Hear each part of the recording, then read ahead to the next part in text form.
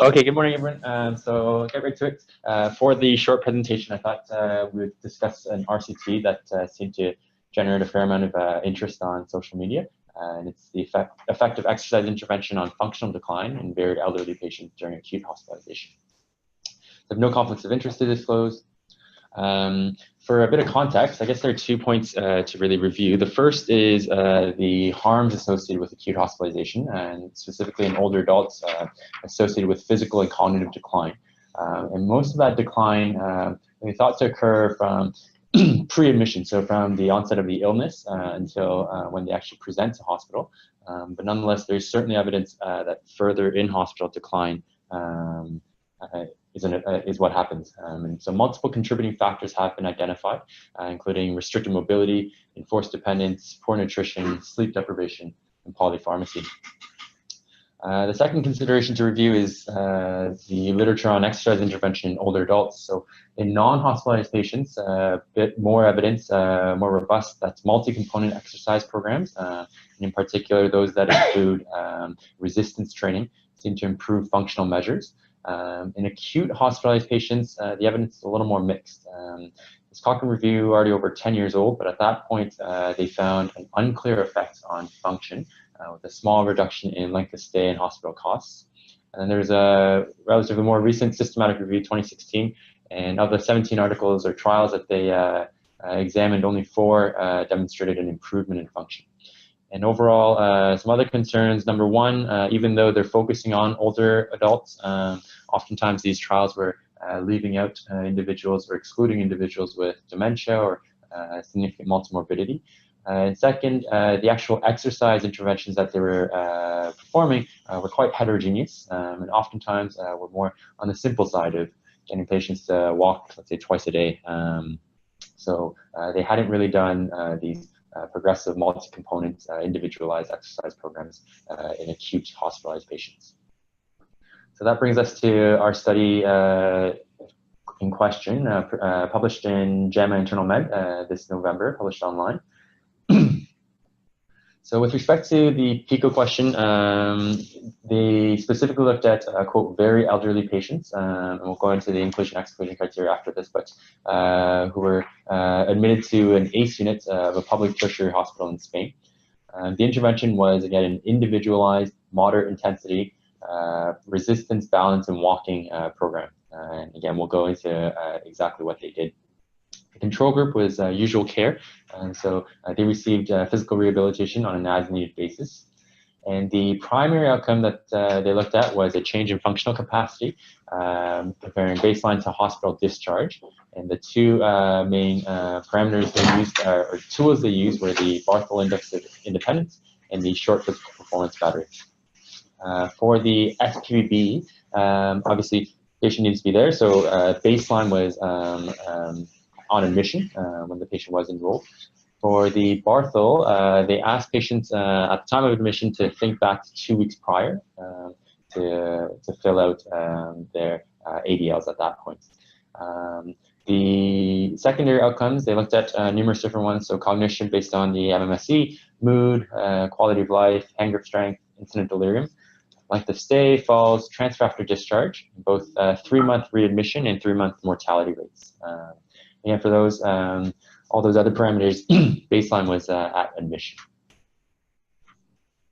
For the study design, a single center, again in Spain, and ran from February 2015 to August 2017, randomized 1-to-1 intervention to control. Single blind, so obviously the participants themselves could recognize and knew which arm they had been assigned to, but they were explicitly reminded or asked not to discuss it with the individuals who were performing the outcome assessments, and intention to treat analysis was performed.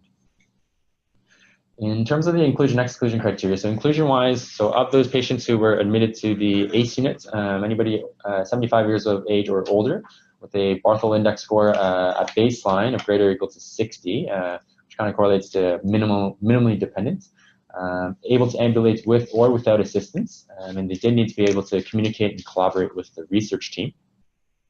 Exclusion criteria, so if the expected length of stay based on their admission diagnosis was less than 6 days, they thought the intervention they couldn't fit in the intervention, so they were excluded. And then these other parameters, they explicitly listed terminal illness, uncontrolled arrhythmia, acute PE, MI, or extremity fracture that was recent, and very severe cognitive decline. So those were all meant to be parameters that might prevent a participant from either completing the intervention exercises or the assessments. So when patients were assigned to the intervention group, they received 2 daily sessions, so one in the morning, one in the afternoon, 20 minutes each for a total of 5 days. And if they were still admitted day 6, day 7, then that continued. In terms of the morning exercises, so always supervised, and again, this progressive resistance, balance, and gait training. So for the resistance component, essentially they asked all individuals to perform a 1 repetition maximum of these various exercises. And then based on that, day 1, they did 2 sets of 8 to 10 reps at 30% of that maximum load. Day 2, they did 3 sets, and then day 3, 4, 5, they slowly increased the load up to 60%. The exercises themselves, so mostly lower limb, so squats, leg press, bilateral knee extension, and then their one upper limb exercise was a seated bench press. With respect to the balance and gait training, again, progressive, so they started with the easier tasks, and then as they went on, advanced the patients, but semi-tandem standing, line walking, stepping practice, walking with small obstacles, proprioceptive exercises, which is essentially walking on soft mats where the ground was unsteady, and altering your base of support or transferring your weights. In the afternoon, all the sessions were unsupervised, and obviously the patients were instructed on what to do initially, but they carried out functional exercises with light loads. So either with 1/2 or 1 kilogram anklets, they did knee flexion extension as well as hip abduction exercises. They did hand grip ball squeezing and daily walking. Once again, control group, standard physiotherapy on an as-needed basis, which really focused on ambulation, walking exercises to restore function. So this is the flow diagram. As you can see, 421 patients approached, 370 met inclusion-exclusion criteria, randomized 1-to-1, and pretty even in terms of number that eventually dropped out. And again, intention to treat analysis all the way through. In terms of the table 1, so randomization seemed effective, and just a few specific characteristics to draw to your attention. So number 1, age, certainly older adults, mean age, both groups over 87, and I think they had like 130 patients who were nonagenarians. And then in terms of multimorbidity, so comorbid diagnoses, 9 in each group, mean. The 6-meter gait speed, again, not normal, so 16 seconds on average for both.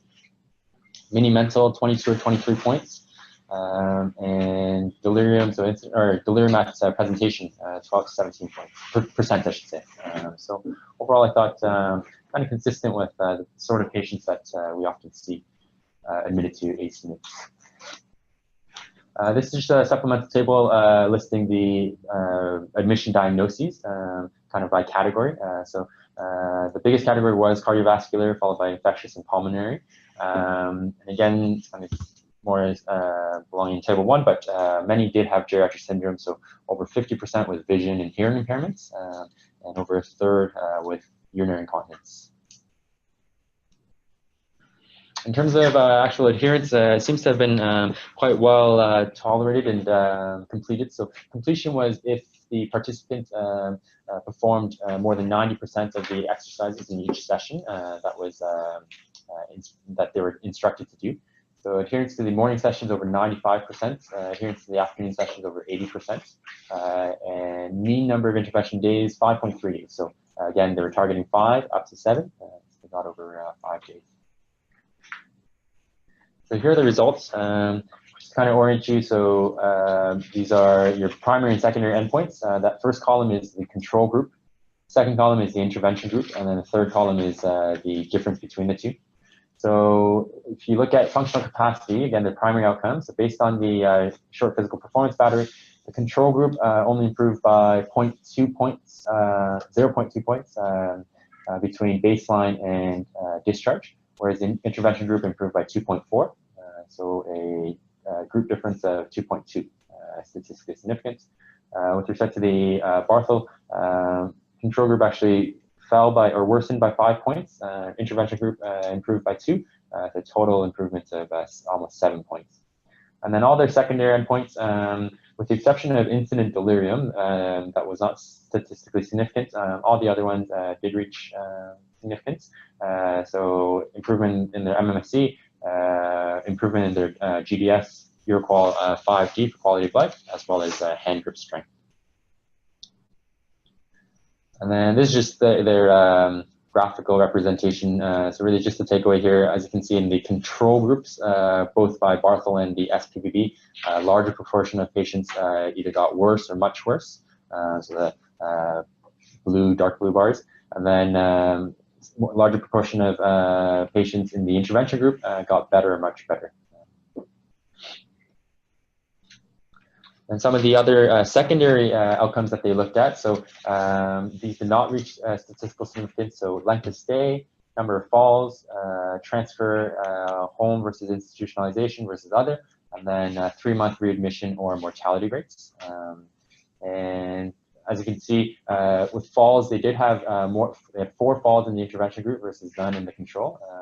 It seems to make sense that if you actually got people up and moving, you were taking that risk, but not statistically significant there.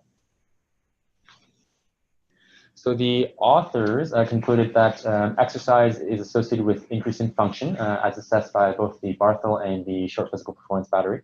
It was also associated with improvement in cognition, depression, quality of life, and hand grip strength. And they concluded no effect on incident delirium, falls, length of stay, transfer after discharge, and 3-month readmission or mortality rates. Critical appraisal, so really across all domains, low risk of bias, the only one being obviously the participants were not blinded to their assignments. But besides that, they good job, are trying to minimize bias. And so the overall strength, so absolutely large sample, 370 patients in the right setting, acutely hospitalized. They're certainly older adults, mean age of 87 years, lots of multimorbidity, both just in terms of number of comorbid diagnoses, gait speed, the MMSE, the incident delirium. Exercise intervention appeared feasible. Again, over 95% were able to do those progressive resistance and balance and gait exercises. And 85% on that were unsupervised. The outcomes that they looked at I thought were relevant, and again, the clinically significant differences, I should have said, they said a improvement of 1 point on the short physical performance battery and 5 points on the Barthel is thought to be clinically significant, and they exceeded both of those thresholds. And overall, low risk of bias in this study.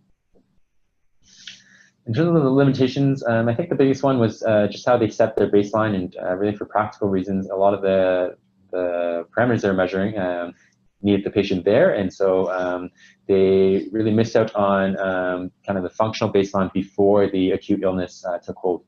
So they're really measuring it from the time that they actually presented to hospital.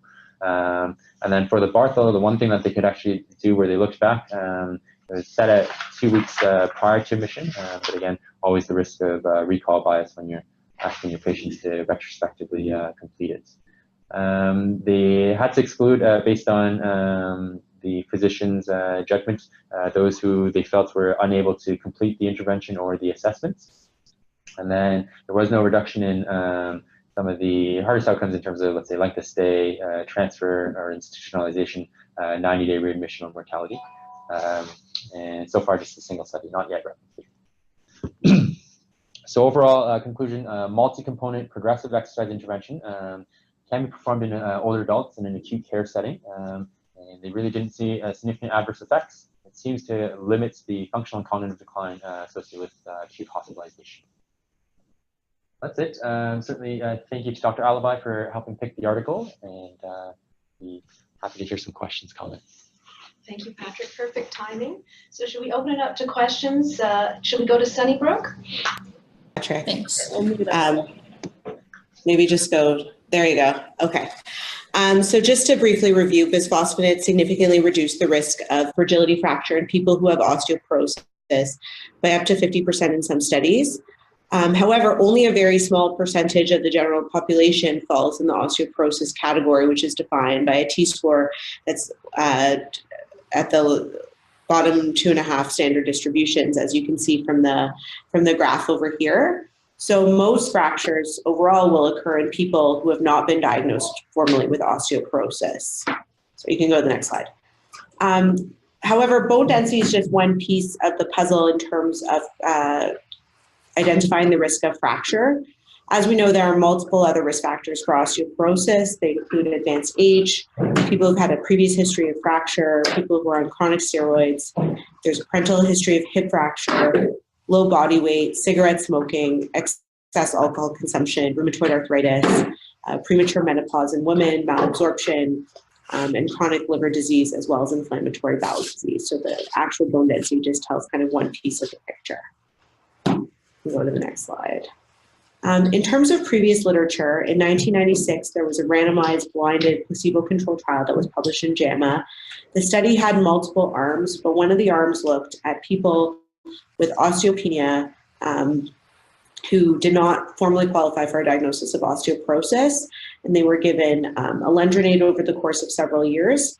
And this study showed that Zolendronate did in fact improve bone mineral density in these patients, but there was no effect on the overall risk of fracture. There have been a number of other previous studies, but that study was negative, looking at an oral bisphosphonate. Go to the next slide. So the objective of this current study was to determine if Zolendronate is superior to placebo in reducing the time to first occurrence of a non-vertebral or vertebral fragility fracture amongst postmenopausal women with osteopenia. Next slide. So just to give a brief overview of the study, the population consisted of postmenopausal women who were age 65 or older, who had osteopenia, which is defined by a T-score of between -1 and -2.5. The intervention was a randomized, double-blind, placebo-controlled trial, which involved 4 infusions of Zolendronate, which is an intravenous bisphosphonate, at 18-month intervals. So the study took place over the course of a 6-year time frame. The control group involved infusions of normal saline at the same time intervals, and the outcome the primary outcome of the study was the time to first occurrence of a fragility fracture. This study was conducted out of the Clinical Research Centre at the University of Auckland in New Zealand. Next slide.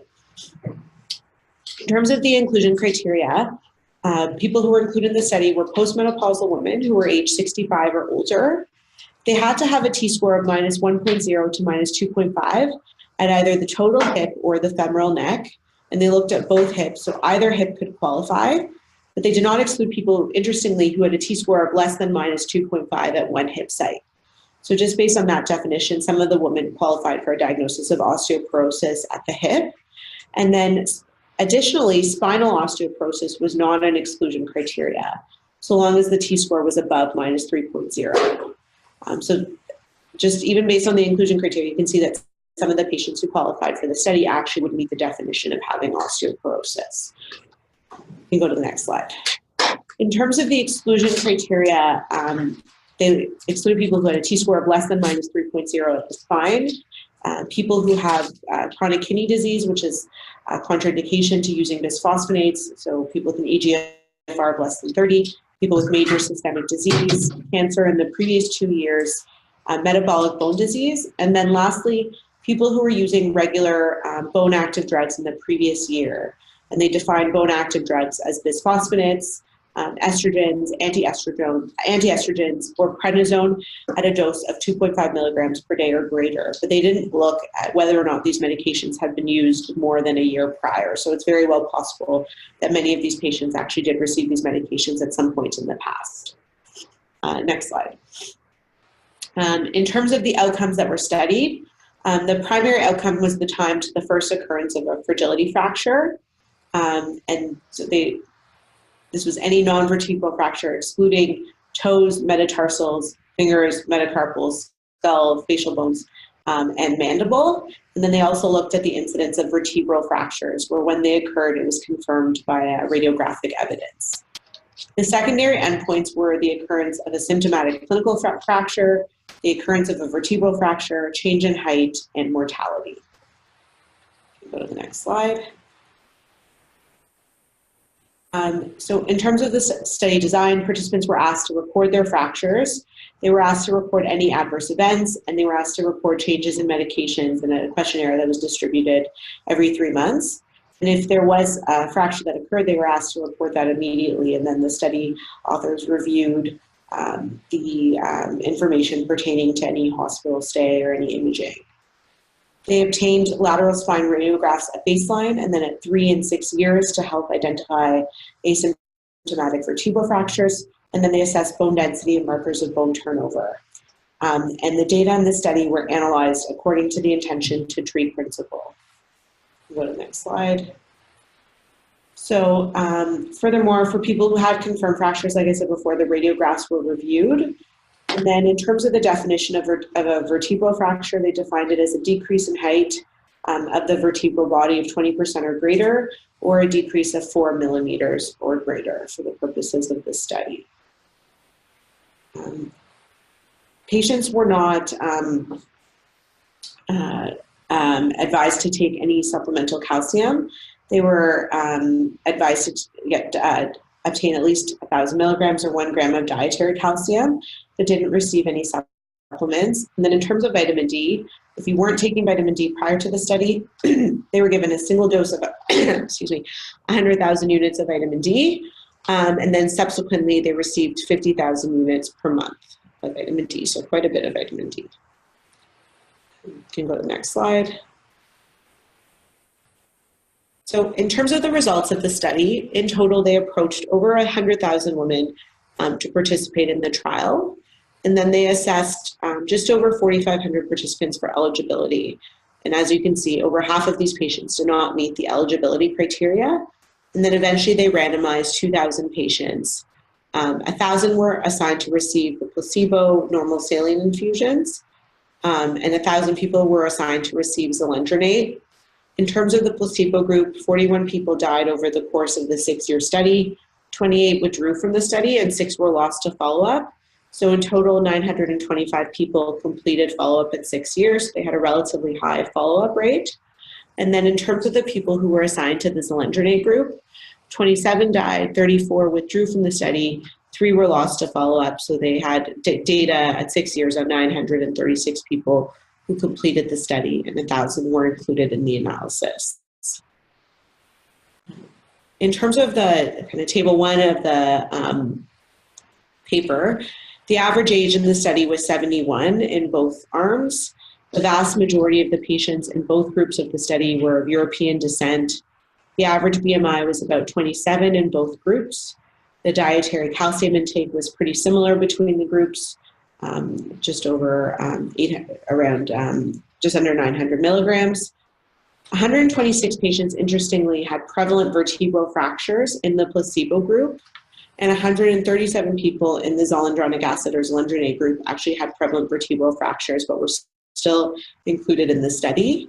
And then when you look at the bone density T-scores at the lumbar spine, the average was minus 0.87 in the placebo group, minus 0.81 in the Zolendronate group. The total hip was on average minus 1.24 in the placebo group, minus 1.27 in the Zolendronic acid group, and at the femoral neck it was minus 1.63 and minus 1.64. So pretty similar between both groups. And then there were between 20 and 30 smokers in both groups. So we can go to the next slide. So in terms of the actual results, a fragility fracture occurred in 190 women in the placebo group and 122 women in the Zolendronate group. So that corresponds to a hazard ratio of 0.64, which is significant. And the authors comment that the number needed to treat to prevent the occurrence of a fragility fracture in one woman after 6 years of treatment with Zolendronic acid is 15. Go to the next slide. So in terms of the type of fractures that occurred in the two groups, there were 227 fragility fractures in the placebo group, 131 in the Zolendronate group. corresponding to a hazards ratio of 0.63. There were 276 symptomatic fractures in the placebo group, 185 in the Zolendronate group, 64 vertebral fractures in the placebo group, and a lot less in the Zolendronate group. And then hip fractures occurred less commonly, as we know. There were a significantly higher percentage of hip fractures in the placebo group compared to Zolendronate, as well as you can see the most significant thing is there were 386 more risk fractures in the, sorry, this is a mistake here, I apologize. There were less fractures in the less foramen risk fractures in the Zolendronate group compared to placebo. Sorry, that's just an error on the slide. So you can go to the next slide. In terms of other interesting outcomes, there were lower rates of cancer and death in the Zolendronate group compared to the placebo group. And the authors speculate, this has been demonstrated in some other studies, the authors speculate that there were a variety of reasons for this. They speculate that there may be some cardiovascular protective effects of bisphosphonates on vasculature, or other effects as well. And as we know, bisphosphonates are used as adjunct treatment for certain types of cancer, like breast cancer. So that's not totally surprising. You can go to the next slide. In terms of other adverse events, so there were 443 adverse events reported in the placebo group and a lot more, 820 reported in the Zolendronate group. So as we know, one of the side effects of intravenous bisphosphonates is that they can cause flu-like symptoms on infusion. So 56 women declined to receive the second infusion of Zolendronate because they had an acute phase response to the first infusion. There were a number of people who also declined the normal saline infusion, but a lot less. And then interestingly, this is not a side effect that we typically counsel patients on a lot. 6 women declined to receive the second infusion, which is because they actually developed iritis, which is a significant side effect. Over the 6-year study period, there were actually, interestingly, no cases of atypical femoral fractures or osteonecrosis of the jaw in either group. As we know, those are side effects, potential side effects with bisphosphonates. So in terms of other adverse events, there were 41 deaths, like we said, in the placebo group, 27 in the Zolendronate group. The placebo group had a slightly higher rate of needing coronary artery revascularization, a higher rate of cancer, and a slightly lower rate of transient ischemic attacks, for whatever reason. So in terms of the study limitations, so I think the first limitation that was apparent when we were going through the inclusion and exclusion criteria of the study is that many of the women in this study would have actually qualified for a diagnosis of osteoporosis and not osteopenia. And so it's unclear why people with prevalent vertebral fractures and why people who had osteoporosis at one hip site or osteoporosis in the lumbar spine were still included in the study. And then the question also arises is that half of these patients who met the criteria for osteoporosis ended up over a 6-year period receiving infusions of normal saline rather than either an IV or oral bisphosphonate, which has proven efficacy in that population. And so, some of the fractures that happened could have potentially been prevented. So that raises questions of the ethics of assigning these people to placebo rather than an active treatment arm. We can go to the next slide. Furthermore, like we talked about, bone density just tells kind of one piece of the picture, and there's multiple other factors that dictate whether or not you'd be more aggressive in treating people with lower bone densities with bisphosphonates. And they only considered the bone density in the study, and they didn't really comment, aside from like smoking and age, they didn't comment too much on some of the other risk factors for osteoporosis in the study. Another limitation is that many women experience significant side effects from the infusion. Like we talked about before, there were a significant number of people who declined a second infusion, and then 6 people who developed iritis, which one would argue was a potentially serious complication. So that raises the question of whether this is a medication that's being used for primary prevention, not for an established condition, whether or not people would be willing to risk those harms to be treated with an IV bisphosphonate for osteopenia. You can go on to the next slide. Other concerns are, even though there were no reported observed cases of atypical fracture and atypical femoral fracture and osteonecrosis of the jaw in this study, we know that those are side effects that are rare but do occur in people who are being treated with bisphosphonates. And so in the long term, there certainly would be concern about the risk of people experiencing these complications, particularly if you're going to be on these medications for a long time. So if they didn't comment on how long, it's unclear based on this study how long people should be treated with bisphosphonates, whether a 6-year time period is sufficient, or whether potentially even less than 6-year time period is sufficient, or whether they need to be continued on treatment indefinitely. And so if someone starts a bisphosphonate when they're 65 years old, they could potentially be on the medication for 20 or 30 years.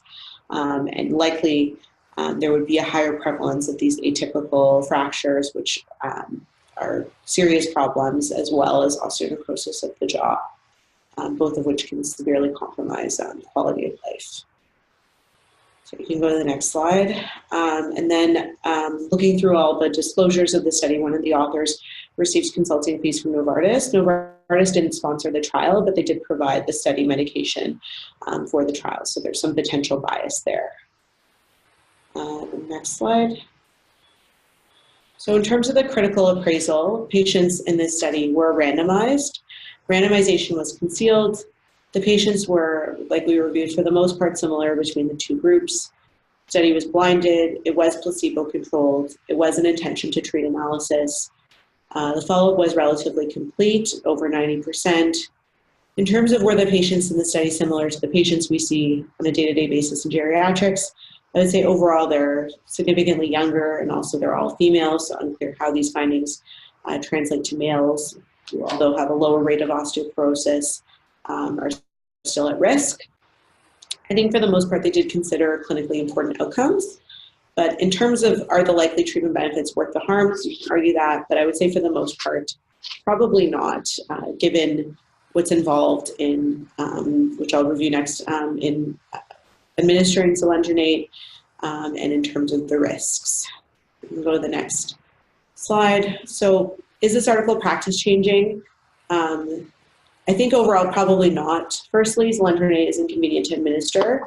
If all of a sudden every single person who's postmenopausal over the age of 65 who has osteopenia, which would be a significant proportion of the population, goes on Zolendronate, it's unclear how we would even have the resources to facilitate the infusions. They would need to be done in a supervised setting because of the risk of side effects, and likely would not be able to be done in like a family doctor's office, for instance.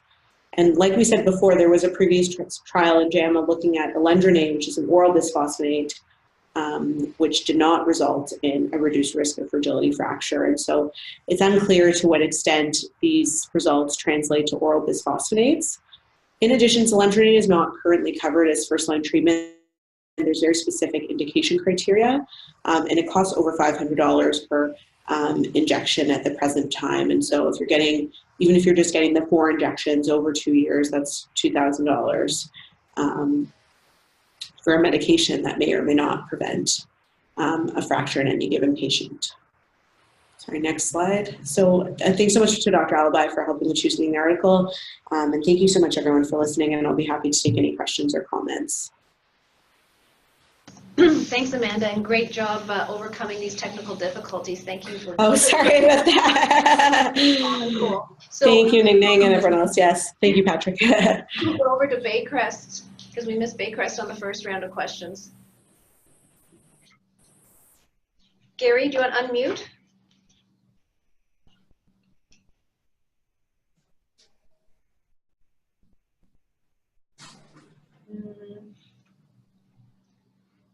Everybody's having trouble unmuting today.